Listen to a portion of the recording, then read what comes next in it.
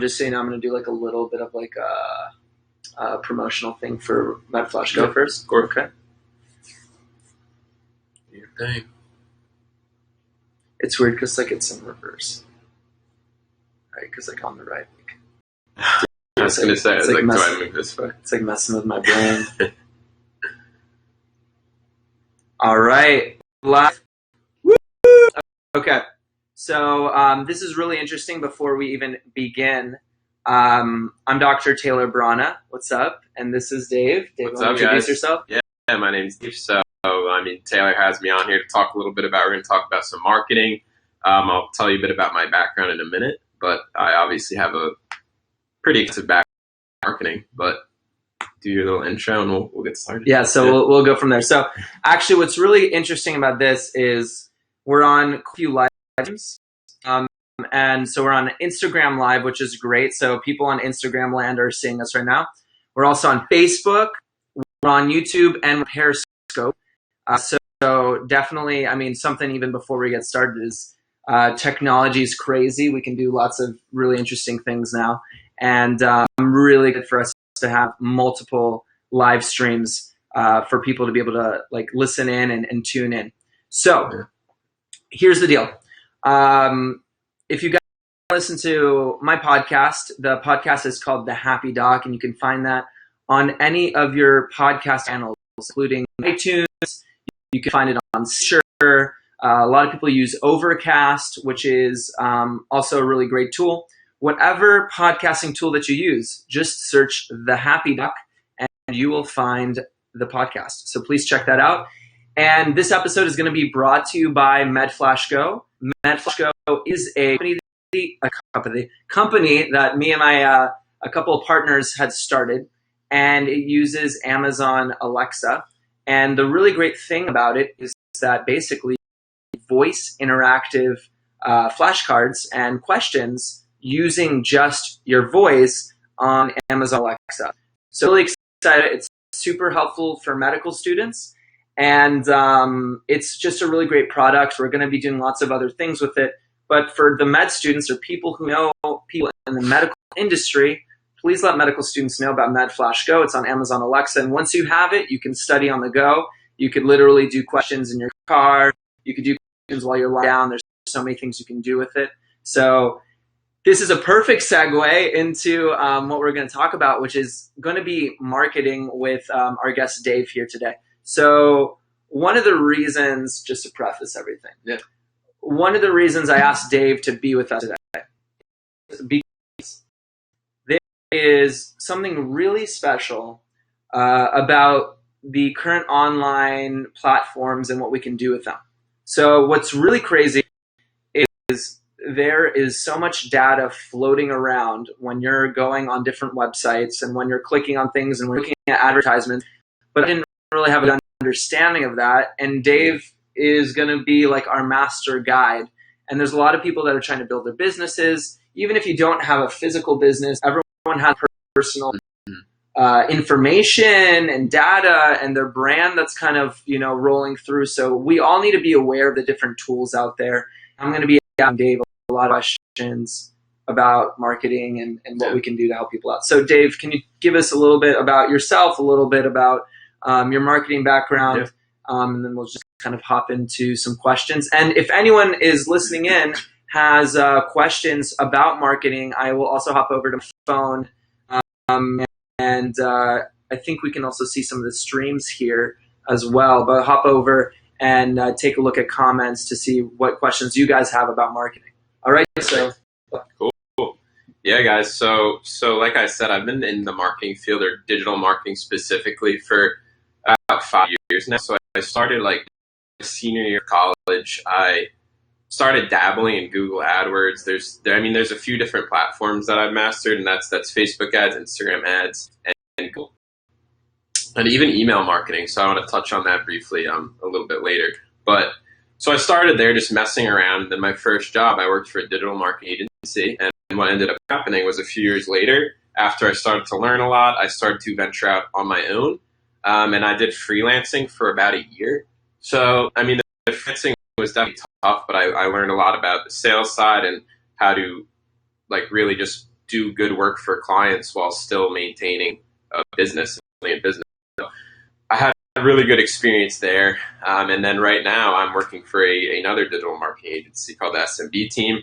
And they're awesome. So we'll talk a little bit about that. But basically just my background is all in online advertising, and there's a few different platforms that we want to touch on and just a few different tricks to help you guys and really help you, whether you're starting, if it's an online business, if you're selling products in e-commerce store, or if you just want to do lead generation, even so that's in service businesses. And that's something I want to talk about. So that's a little bit about my background. All right, perfect. So before we get started with like the marketing and that stuff, I'm going to ask you some random questions to get to know you a little bit more. Yeah. So let's do some fun. What's your food? Favorite food is sushi. You love, absolutely. Really Dude, love sushi? I can have sushi all day. Yeah. How much? All right. So guys, I actually ate sushi with Dave. Yeah. And he ate a massive quantity. What is the most amount of sushi rolls that you can like get through? So I actually counted the pieces. You know how like a roll comes in pieces? Yeah. That in all you places say 52. 52. In one night. Woo. It's like I couldn't move for like a whole day, but all right, so we got sushi man. Just do you have a specific type of what's your favorite? It's salmon. Salmon, like salmon, avocado, spicy salmon. I'm a salmon. Huge. All right, so anyone listening, if you want Dave out, it's gonna be you're gonna have to get him some salmon rolls out for sushi. That sounds perfect. All right, sounds good. Okay, if you could travel anywhere, let's say like infinite amount of money, where would you go? Dude, there's so many places, but Australia's been like a top on my list since I was in high school. Just looks beautiful. I want to go see a kangaroo. Go pet some kangaroos. You want to go see a kangaroo? Yeah. Yeah. So I met this Australian girl this one time. Yeah. This was like a long time ago. I was like, oh my gosh, can I hop in a kangaroo pouch? And she's like, I didn't think I cry. I don't know. I can't do a girl's Australian. That'd be really hard. But so she told me like I asked her like, so I think it'd be so cool to hop a kangaroo pouch, and she told me like, no, you can't do that. I hope you realize there's a lot of like nutrition in there. It's a really it's a really wet, moist environment. You don't want to hop into a kangaroo pouch. I didn't know that. So yeah, that's pretty interesting. Yeah. So Dave, if you get some kangaroo. So if you go to Australia and you want to hang around with the kangaroos, just don't go in the pouch. Okay. Just hashtag don't pouch it. Yeah, that's cool. So that's a little bit about Dave. Sushi in Australia. I love it. Yeah. All right. So let's hop into marketing. So what's interesting, let's actually do a little like broad strokes here, because I think, dude, there's like so much you could talk about when it comes to marketing. Dude, yeah. It's like crazy. Okay, so all right. Let's talk about it in terms of doctors, because my niche and what I talk to is medical students and doctors, right? So I think an important question that interesting for us is, for example, whether you're working for a hospital system or you're working for your own individual practice, or you're trying to build, let's say, your little brand or your business. Yeah. Specifically around services, right? So we provide a service to people, and they're coming in, and we spend X amount of hours of time trying to help them. What are some tools, like if you were to build or help a doctor, what would be some tools that you would want to use to get started, and what do you think would be most beneficial? So how would you start? Yeah, so if you have your own private practice, the branding side is going to be a great place to start, because first of all, no one knows who you are. It's just the great thing about Facebook ads and social media ads is that it's so cheap to get in front of people. As opposed to Google ads, it's a higher intent-based market, meaning they're actively searching for instance, if you're a family doctor and they're searching for family doctor on Google, if you're looking to get an appointment and become a patient, as opposed to with Facebook ads, it's more of a disruptive type of marketing, because people are actually scrolling through their feed or their Instagram feed, and they're not intentionally looking for your service. You know what I mean? So, so at the end of the day, Facebook, Instagram are great branding branding side and great for retargeting, which we'll talk about in a second. So with Facebook, a great thing for using FlashGo as an example. So creating, like, if you're talking about like a video, right? You create a video and some content. It's really easy to put some money behind it to promote it to your audience. So before there, so there's a few terms that if you're not as business savvy, I just want us all to know. So what do we mean when we say branding? So branding basically means like the way you're going to provide your some form of personality or image or points of value. It's the way you come across online. Even if you don't have a business, every doctor has a personal brand. Okay, so every individual has a personal sort of message or way they come across. Now, because things are on digital now and like online, we have to figure out how we're going to come across, right? Yeah. So now you had also mentioned a disruptive market, right? Disruptive, and I'm just going to translate. You tell me if I'm right or wrong. Yeah. So on Google, you're specifically searching for like your next, you're looking for that doctor, your family doctor, pediatrician, whatever. Yeah. So you're looking for it, but on Facebook and Instagram and these other tools, it's random. Yeah. So if you see an ad for it, it's disruptive. It's like something you weren't necessarily intending. Exactly. You weren't searching for it. You weren't searching for it. Okay, so Facebook and Instagram, those things, that's disruptive marketing. Google, that's more intent-based. Yeah. Okay, so you said step one is building your brand because you need people to know you, right? Yeah. Or you work for a hospital, maybe they need to know your hospital. So how do we build a brand?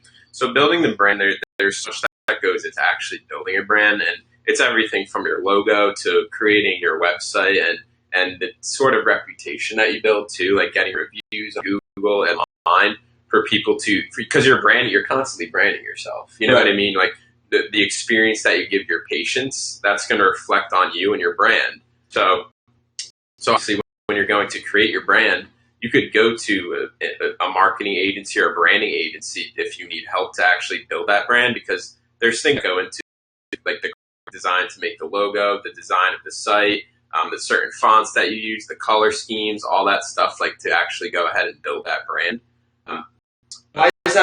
Why are all those like small details important? It's so important because, first of all, for consistency, when you're building a brand, you need it to be consistent, because if you have a certain type of like color scheme or whatever on your website, but then you go to your Facebook and it looks totally different, your Facebook page, it looks totally different, your Instagram looks totally different from all the other platforms, people get confused. They might not even know that it's you, and then it creates a lot of confusion for people.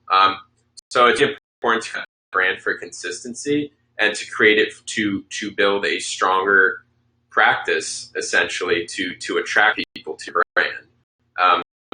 Me personally, I'm not a branding expert. I focus more on the marketing side to actually promote that brand. But like I said, like I know the importance of it, because I have people who don't have a strong brand, and it's so much harder to actually pull in patients or pull in clients to those people for a number of reasons. Just because, like we're saying, there's no consistency. It's even not as visually appealing to people. You know what I mean? That's a huge part of it. Is the even user friendliness of the site. Like everything just needs to be like a nice flow to it. So when it comes to branding, I mean, it's when you can't have like a strong brand. I mean, you can have a strong brand, and then if you don't, it's going to be a lot harder to market that brand. Right. So that's the first step, is building that brand.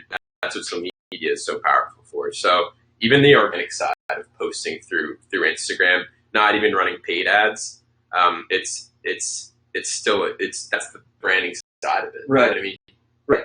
So step one, like from the doctor side or whatever you're trying to build, is to figure out and learn how to build a brand. And this conversation is not going to be around the brand side of things, but some of the comments you made, like consistent colors and nice images and the right fonts, that is your presentation. And so whenever I make a post, or when someone makes a post like using a brand, they are going to associate those colors, that font scheme. Now there's something called like sonic brand, which is like the way your audio sounds, which is another interesting idea about.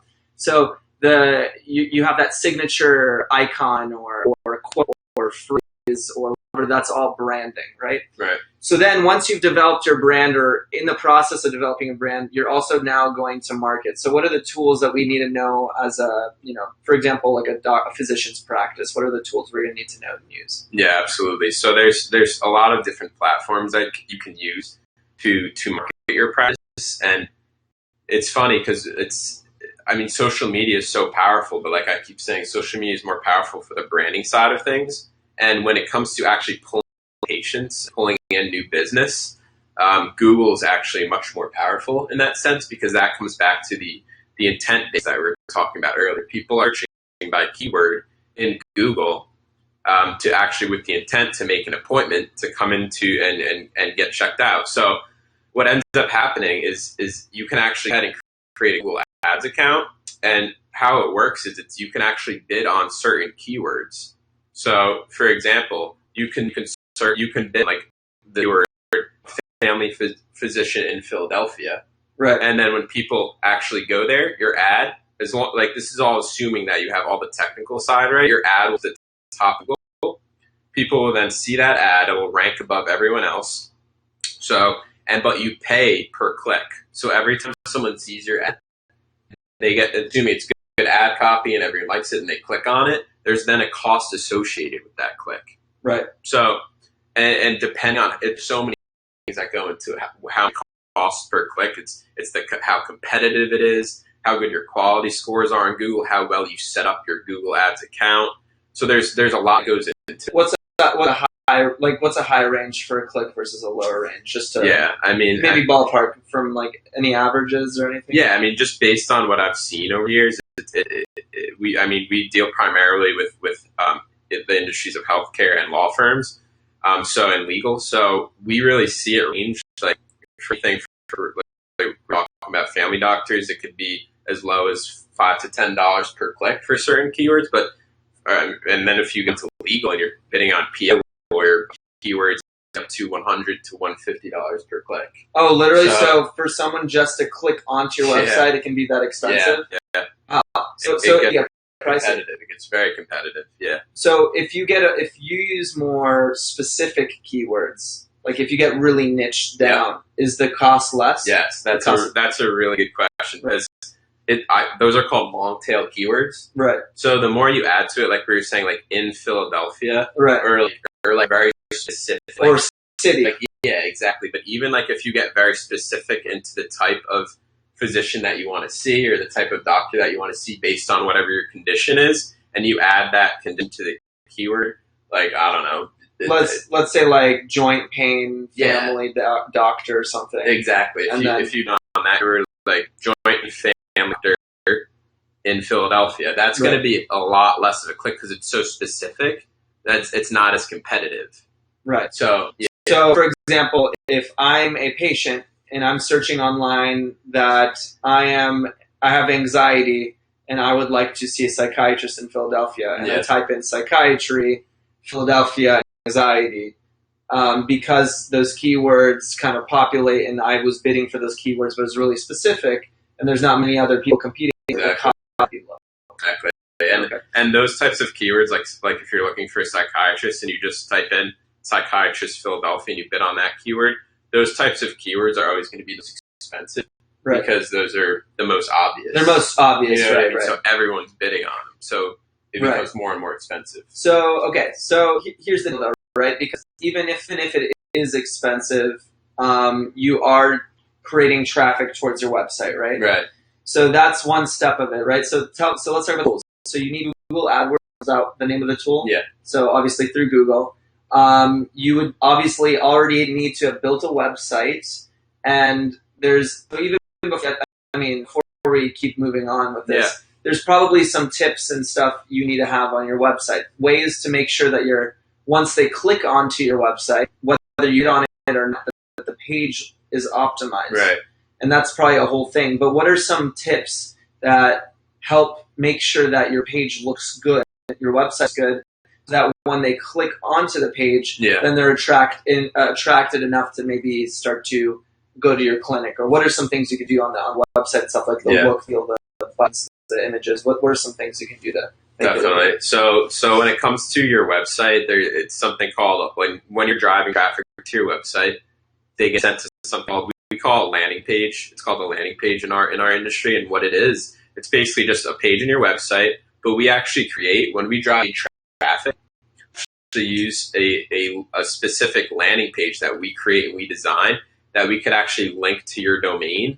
So if your domain is doctor.com, we then create a subdomain for that. So it'd be doctor.com/family-doctor, for instance.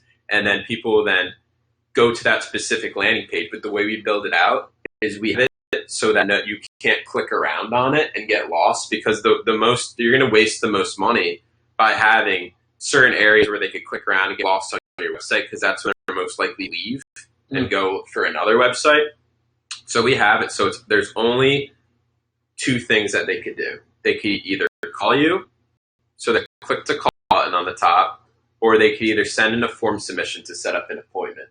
So those are the first two things that are most important to have on your whether it's your website or use a separate landing page from your website.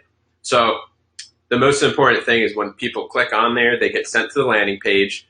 There's going to be most like a letter section. So before you even scroll down, something that I recommend is having a call to action. And a call to action, all that really is, it's just giving the user some sort of action to take. It's telling them like, hey, call now for a free consultation or something, right, or something along those lines, or send a form submission to request an appointment. Right.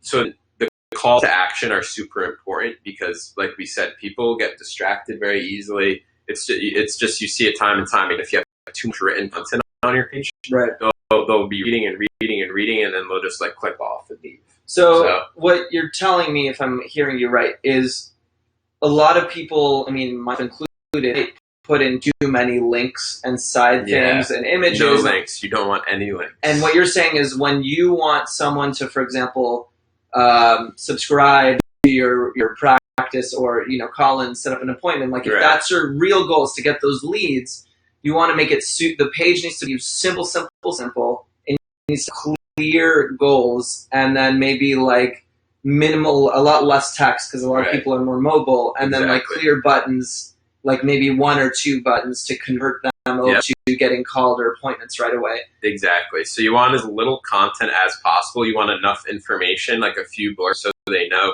maybe some reviews or testimonials that you might have, and then just calls to action, because that's the highest converting landing page that we found, and that's over like $1 spent testing constantly.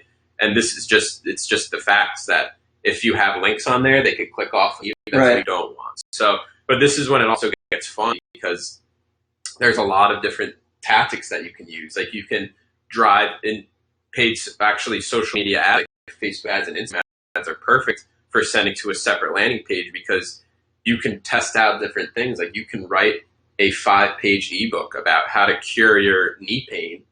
And then the call to action in that Facebook ad would be like, click here to learn the 5 ways of how to cure your knee pain. And then that gets into a new topic, is basically linking them to a landing page. So before we get there, because I know this could get really, this can get I'm really, getting off track. Yeah, no, this can get really confusing really fast. People that are new, but I'll kind of, we'll get there. So I've put in my, so I'm a doctor. I put in my Google keywords on Google AdWords section, right, on Google AdWords. I've developed an ad, and that ad, let's say, costs, I don't know, let's say it's $1 per click. Now you're starting to have pause due to poor connection. Sorry, guys. All right, we're good. So for those people who are just tuning in, this is a live feed, and we're also recording it as well. We're going to be putting on the podcast, which is awesome. But okay, so I have my Google AdWords. It's $1. I got someone to click. They go to the landing page. The landing page is super simple and clean. It has a phone number, and it has like a little form that like lets you do like an online submission, so you can start going to the clinic if you want to. We've done all those steps, right? But let's say that person comes on the page, right? You've done all the steps, but it still looks like they haven't converted, meaning they haven't taken that call to action, right? Right. So I didn't know this, but there's so many other things you can do after the, Right. which is kind of crazy. So when someone comes to your page, what are the other options after they've arrived to your page to make sure that they can come back to your page if they're interested later? Right. So what's the next step from there? Yeah, and that's when Google Analytics comes in, and also retargeting on Facebook and Instagram. So retargeting or remarketing ads are actually really cool because, I mean, I'm sure you guys have been maybe on a website before, scrolling, looking at a product or service, and then maybe that day, a couple days later, you're scrolling through your Facebook or Instagram, and you get hit with an ad that's that same exact product, and you're probably thinking, like, how the heck do they know Right. that I was looking at this? So the way that it works is there's something called a Facebook pixel, and all it is, it's a snippet of code that you put on the back end of your landing page or website, and people click on your Google ad and they land on your landing page or on your website. That Facebook pixel captures that person's data. So Facebook takes all their data points, and it can actually then, you can retarget or remarket to those people on Facebook with an ad. So you can actually follow those people around on Facebook and Instagram with ads specific to whatever service you were offering. So that's when it gets pretty creepy. Yeah. So again, so you have your page, you add in this Facebook pixel link, which is in the background of your website. Yeah, people can't see the pixel, does you guys, and it's literally a bit of code that's put on. It's like a JavaScript code that's on the back end, so people can't see a pixel at all. It's just code on the back end. Right, but now Facebook can capture that person's data. Yeah. So if they hop onto Facebook and you're running an ad on Facebook, they'll be retargeted on Facebook. Right. So if you know, most people use Facebook in some fashion, or a lot of people do these days. So if they don't get converted the first time, you can retarget them. And they're like some stick. How many times do you have to see something to be converted? It takes a while. Yeah, right? it takes a number of times. It's like only like a very small percentage. I think it's 20, maybe not even, convert the first time. So meaning they take action the first time they're on your landing page. Right. So you want to keep, and the great thing about targeting ads and remarketing ads on Facebook is so cheap compared to a Google click, that the people that fall through and don't convert, you can just retarget them for pennies on the dollar, you know? Right. So it's a lot cheaper cost per acquisition. So once they've gone to your page, if they get referred again through Facebook or those other things, it's cheaper the other times you're attempting to do Exactly. it. I actually didn't know that. That's a really good fact. Yeah. So that's a fantastic tip. Like it is. It's a gem actually. Yeah. So huge. So in any event, now, so what you're telling me though, if I want to start to build my practice, is not only should I be running Google ads, I should also be running a Facebook ad at the same time. Right. Now you taught me before, and again, this is one of the reasons I really wanted to have Dave just out with. Is you told me before there's different types of Facebook ads. Mm-hmm. So can we talk about the different types of Facebook ad campaigns or Facebook ads that one might do and kind of that process? So if you're creating a Facebook ad, it could get pretty overwhelming because there's so many different types of campaigns that you could build out. So when you do a campaign, all you're doing is under that campaign, you're creating an audience to target, and you're creating an ad, whether it's a video ad or an image ad. So there's a lot more to those are the main components. So what you do is you go into Facebook, you'll click create a campaign, you'll have all these different options. And there's like maybe 3 or 4 that I've used I've used other ones, but they just don't work really. And they're very specific, like maybe if you have an app or whatever. So it could be good for you. But what I'm saying is there's going to be one that's called a video views campaign, which is what we talked about before. So that's going to be huge for the branding side of things, because you can go ahead and create a professional video, and then you could actually you could set a daily budget is what it's called. So you could put a cap on it. I want $15 per day on this video ad and like put money behind it for people to view it. So it's really great because it's only 3 to 4 cents per view, if that. So it's really cheap views. But what's even cooler is that as people are viewing it, you're actually capturing their data that you could A, target them, or B, create something called a lookalike audience. and this is like one of Facebook's most powerful targeting methods. It's called a lookalike audience. And what it is basically you can actually go into your audience settings, and once you get, let's say, like 500 views, just for example, you can then actually target people or create a lookalike audience based off of people who have watched 75% of your video. So you could literally target people who have watched a certain amount. You don't want to target people who watch 2 seconds of the video, because that's going to be a waste of your time and your money. So you could click under the settings, hey, I want to target people who watched 75% of my video, and I want to create an audience that is almost exactly like this audience that watched 75% of my video. So this gets a little complex, so I want to break this down as digestible as possible.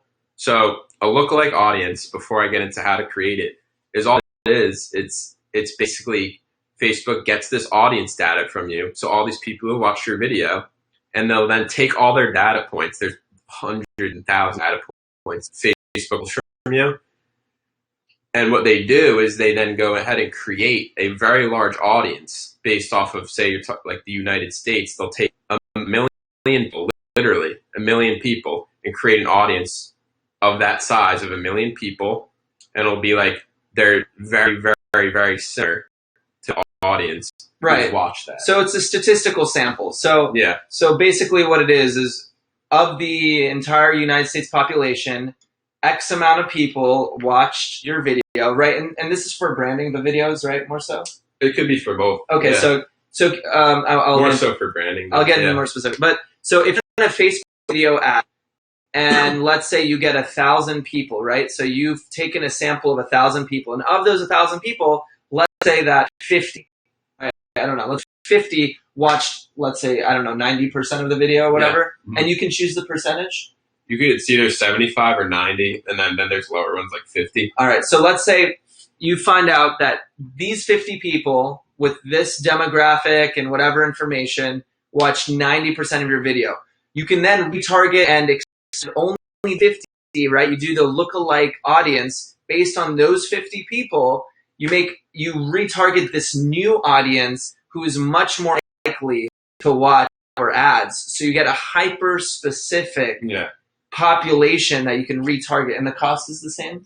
So it might be a tiny bit expensive, but it's very inexpensive, because this is actually a cold audience now. So you've taken that audience that already watched it, and instead of retargeting these people, all this large local audience, they've never seen your ad before. Right. You know what I mean? So it might be like, it's still like under $1 per click usually, though. Right. So and let me I'm hearing something, right? So if you start, so how much would it cost? Okay, let's say I'm a fresh doctor. I know you can't do numbers too much, but yeah, if I'm like a fresh doctor and I want to do Google AdWords and the Facebook videos and stuff on a monthly basis, like what would be like a decent amount of money to put in to the marketing side that I might see some results? Like how much money are we talking about? Yeah. So what I always recommend is starting between $33 to $67 per day, and that comes out to either $1,000 per month or up to $2,000 per month. And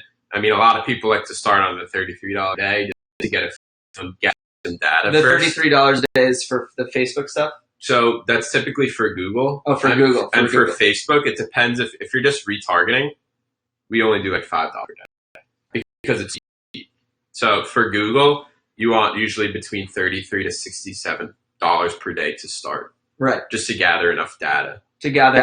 And when do you see the data converting to a level where you're starting to see some maybe results? How long does that usually take? You know? Oh, it could be within the first 2 days. It ends on, but the thing is with Google Ads is there's a little learning process. It might take 2 to 3 weeks to gather enough data to be like, okay, and start putting in more and more in your target market. For instance, let's say you could do radius targeting. So say you could get your office, put a 20-mile radius around. You want to target people within that 20-mile radius.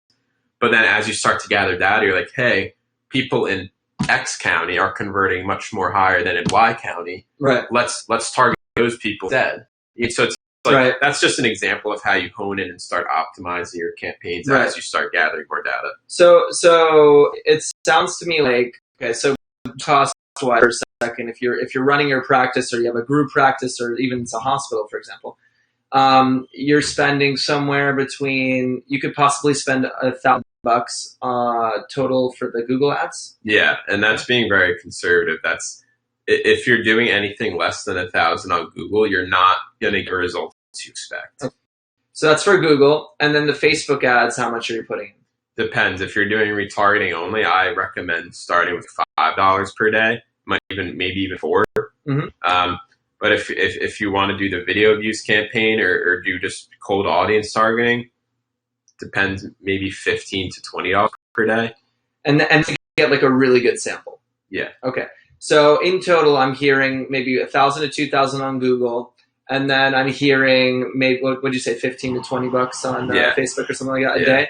So what does that come out to? Maybe like another 500. So maybe the cost is around 25 a month, and the reason like really pressing this is like 2,500 a month. So if we did this, and let's say we did this for a few months, how many of people, like based on your results, how many people can you convert with just the Facebook and the Google? It depends on practice area. It depends on geographic. It depends on other things, but just like an average overall, the cost per acquisition for a new patient is usually between like maybe around like $30 to $40, depending on how. It could be a little less, could be a little more. Right. But that's just an average. So cost per acquisition, meaning you're cost per call, cost per lead. Right. So basically it's going to cost you somewhere between, like, let's just do an average. Let's say it's $50, just a high average. So it'll cost $50 to get physical lead that translates into the result we wanted, right? Exactly. Yeah. So for $50, you basically shell out $50 and you get a new patient. And I mean, as you guys know, every patient is worth substantially more than $50, and much more so if, for example, you have a private practice or a group practice or those things. So it actually makes a lot of sense, dollar-wise, to do it, right? Yeah. And we just talked about Facebook and Google, and I know a lot of like their nuances and stuff. Yeah. Not to get into the nitty gritty, I think those are the top two like main tools, right? Those are the top two, and then next, I say it's like funny. People think email's dead, but it's actually now is probably the best opportunity to actually really take advantage of email marketing because people think it's dead, so it's getting less competitive, and it's funny because people actually don't do email marketing as much. So if you could actually capture people's email, your landing page. And like if they go and put a form submission in to set up an appointment, you could actually take that email, put it in a list, and you could create a large email list.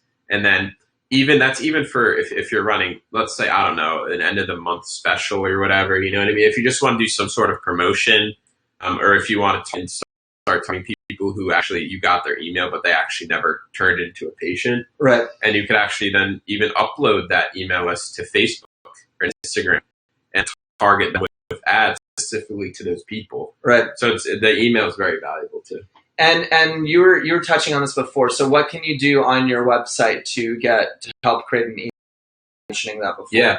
So this is pretty fun because you can actually create content that people want to view. So like we were talking knee pain. So I was saying, like, if you create like a short 5-page, like 5 ways to help alleviate your knee pain, right? And then someone search for that, and then whether it's on Google or Facebook, I would say more for Facebook and Instagram ads. This is better, just because you can, and people are going through their feed and they say like, oh, I've been struggling with knee pain.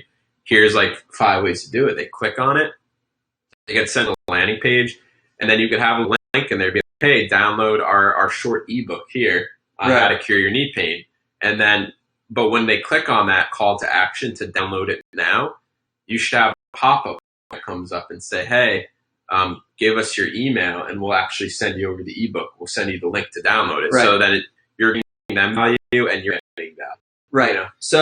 So you can entice people to sign up to the email list by providing them like a toolkit. So for example, like for my website, I'm actually writing out something. So for like the happydoc.com website, I'm creating a PDF called the Fulfillment 5, which are like 5 tips to increase your fulfillment and happiness in life. Very cool. Right. So, and that's going to be applicable to anyone, right? So then anyone could like hop on the website, they click on, if you sign up to the email list, you're going to get a PDF with Fulfillment 5. And if you already signed up to the list, you will, I'll already send that list to my email list, right? So I'll send the PDF to my email list. So whether you've already signed up, you're going to get that PDF, or if you sign up now, you're going to get like, you know what I mean? So that's kind of how we're going to convert that. And then the emails help me, email list helps me communicate to people what's new, what are the updates, what are the changes. Mm-hmm. And not everyone wants to stay on the email list. They're going to subscribe, whatever. But that's some important. But some people will enjoy that content, or be like, for example, like maybe the only way they found out about the application we made was through that email. So it's like really important. Yeah, and that's even important that you bring up people who unsubscribe. Is you actually want them to unsubscribe, and it's funny because people are like, oh, I'll keep them on my list, I'll keep targeting them, but it's the way that email marketing works. It's by open rate.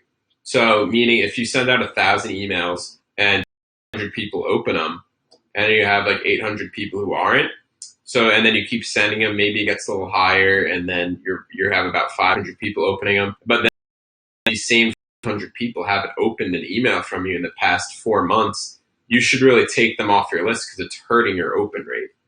So and when it's hurting your open rate, it's that actually Google or Gmail or whatever email platform you use will start thinking that you're spam because people aren't opening your emails. Oh. So you get them, those people who aren't opening, off your list because they're actually hurting your open rate. So that's a really good tip. So actually, I guess I think we talked enough shop a little bit. Yeah. Because I feel like the tough thing about this topic is like there's so much information that it can be really hard to digest. Yeah. I think information-wise, I think I'm going to leave it at that for now. So we touched on a little bit about website optimization. We talked about Facebook. We talked a little bit about email.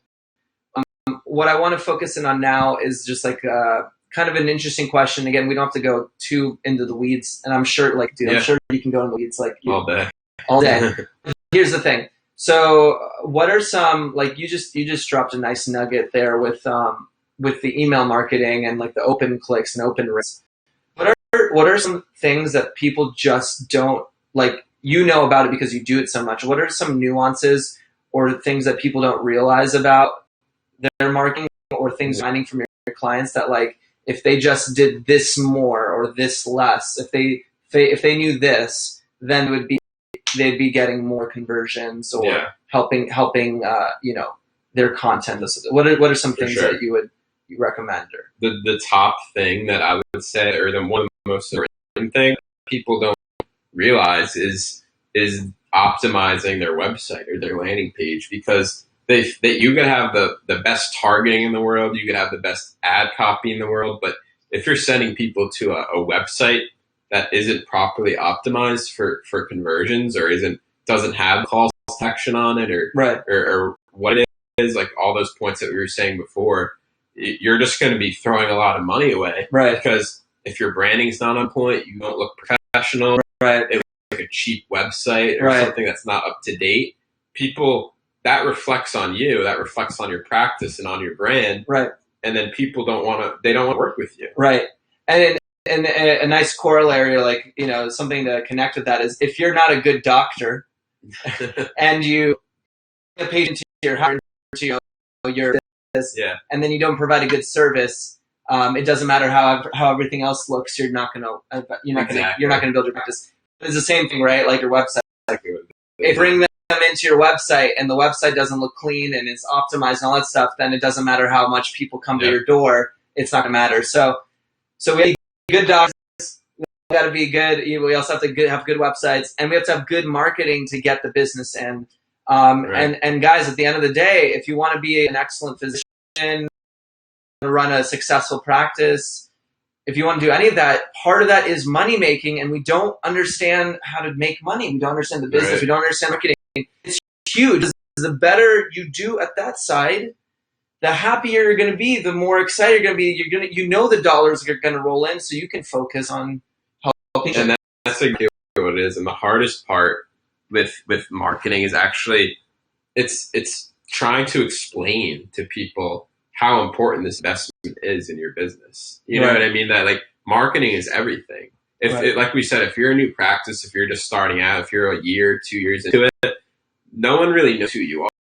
You know, it's just the fact of the matter. So the only way to do that is to advertise and market and put your name out there, and then start building a strong patient base. You know what I mean? And then driving that business. So they look, all people see is holy crap, $2,500 a month. It's like I don't want, like, what am I, you know, their ROI, and then it's like it's scary. So it's like it's something that you need to, if you don't know like how to use Google Ads, because you can waste so much money. And so, but the one thing about, if you have the skills for marketing, especially internet, like you can years of that word of mouth, and you could make that in a days. Exactly. So you take years of social, like word of mouth, and you make it in a days. That's such a good point. So, and then the reason I'm making that point too is because if you're not tech savvy, if you're listening to this episode and you're not that tech savvy, you're listening on the podcast, but all you really know is podcast, you don't know how to build a site and all that stuff, you don't have to do it. Okay? If you have a highly good, like if you have an amazing skill, and you're nervous about, you know, all the stuff out, you can get a team like what Dave does. So even though we're providing tips, right? Can you tell us more about SMB a little bit and what you guys do? Yeah, definitely. So I mean, with SMB team, so we really focus, like I said, on healthcare and legal, and we have people who are literally dedicated account managers who are just obsessed with finding all the long-tail keywords. There's so much technical side that goes into it, like putting in negative keywords, like weeding out certain search terms so you're not wasting clicks on people who are just researching. It's just like a huge money saver, because at the end of the day, like I've gone through the trial and error myself, like when I first started, you know what I mean? Trying to help friends out. It's really tough because it's just so technical. But at the end of the day, it's really just, like we said, just putting that money up front to really save time, because it's like the old fashioned way, like years and years ago, would be to gain it by word of mouth. You know what I mean? But you could cut that time in like a quarter, just putting out further. And so, you know, I mentioned that. So obviously you don't have to go over and talk to the SMB team and have them be your marketing agency, but you could. And regardless of that, so you're not going to go, like, yes, you can try to figure out how to perform a surgery, or you could refer your patient over to a specialized surgeon, right? So it's the same thing with marketing. This is tips, general tips to get to that next level.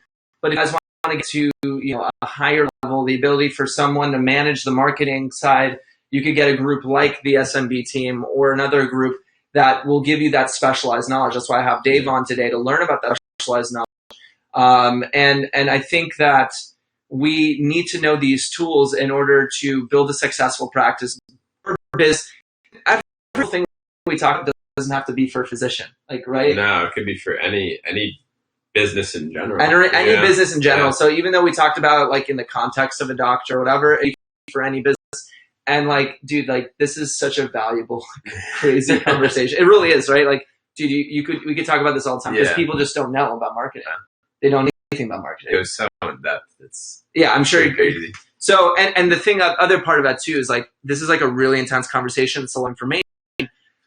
So, like, at some point you're like, oh, this is a lot. So, like, after this conversation, I feel like you have to, like, sit down, have a coffee, like, crap, what did I just put myself through? You know what I mean? No, though. It's a lot of information to take in. Yeah, it's a lot. Like, even talking about it, I already knew what we were going to kind of talk about a little bit, because we talked about it before, but, like, it's a lot of info. It's a lot of information. But here's the thing. Don't get overwhelmed with information. Just step by step. A little bit each day. A little bit each day. Optimize your website this week. Work on maybe what would be a cool advertisement to make this week. Exactly. Let me look up Google AdWords this week. Let me start to learn about this. Or, again, look for specialized knowledge. That's probably going to cost more if you refer to a team, but then you have that specialized, and that's done with. I think I was talking to one of your team members I mean, I'll talk to you a little bit about it after the conversation, I guess. Yeah. So yeah, guys, I think that's going to be a wrap for this episode today. Before we move on, though, since we did this live, I am going to actually look at our Instagram live feed just to see if anyone who has questions. The other thing, while I'm doing that, I want Dave to answer this question for us. What is one takeaway you want people to get from this conversation today? Yeah.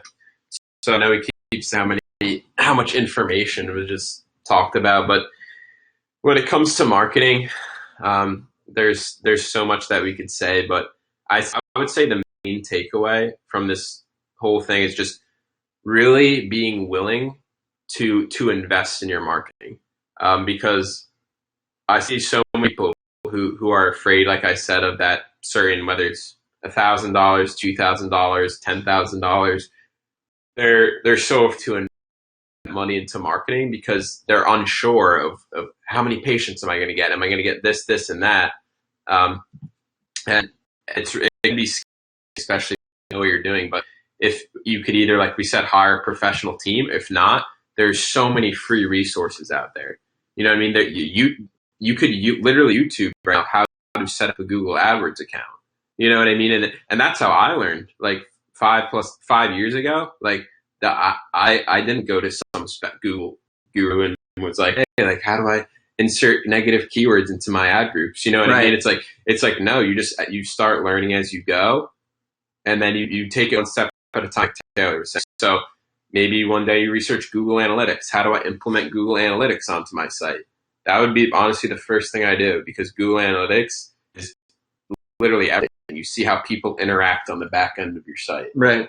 And then just take it a step by step, and then just slowly, if you have questions, just either Google it, right, or ask a team, whatever you work with. Right. Or like, let's say you're just not interested in that stuff at all, and you really would want to spend your time with your patients. Yeah. Maybe you just hire out, and you have to get a really good team. But I'm sure you know that there's probably some teams that just aren't. Dude, that's what's scary about it, because you got to make sure you get the right, really vet, look at their reviews, ask for referrals, all this stuff. Because at the end of the day, I've seen it myself, like firsthand, like people years and years ago. Like I just see people who don't get good results, and they put all that money up front, and at the end of the day, it's like you want to be investing into your business to get an ROI from it. So you want to make sure that you're hiring professionals. So. Yeah. There's so many questions I could ask. This could literally be 2 to 3 episodes. Maybe it will be at some point. Yeah. But Dave, what's a great way for people to reach out to you or your team if they're interested in learning more? Yeah, definitely. So, I mean, I don't know if you could put a link in here, but our site is smbteam.com. You can reach out to me particularly through my email. My email is david@smbteam.com. And then just if you have any questions, even if you want me to look at the back end of your site, whatever, it's just shoot me over an email or a message, or that simple. So, awesome. Yeah. And please mention that you found Dave through the Happy Doc podcast. It'd be awesome, so we can know that you listened to this interview. Yeah. And guys, again, there's so many things to talk about with marketing. That was a very information dense episode, but I hope you got a lot out of it. All right, and take care. Awesome. Thanks, guys. Peace out, guys. Peace. Have an amazing day. Stay happy. Stay fresh. Stay I don't know what I'm trying to say. Stay humble. Stay humble, and have a good one. See you guys. All right, we're gonna finish the stream here.